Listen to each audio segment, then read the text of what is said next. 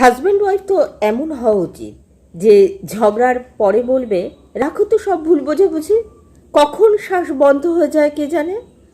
তোমার সাথে কথা বলার তীব্র কষ্ট নিয়ে মরতে চাই না। আচ্ছা, আপনাকে যখন প্রশ্ন করা হয় আপনাদের জীবনের প্রিয় নারীকে, কখনো বলেন মা, কখনো বলেন বোন, কিন্তু কখনো বলেন না স্ত্রী। কেন বলুন তো? আপনি স্ত্রী বললে কি আপনার মান সম্মান নষ্ট হয়ে যাবে? সবাই আপনাকে বউ পাগল বলবে?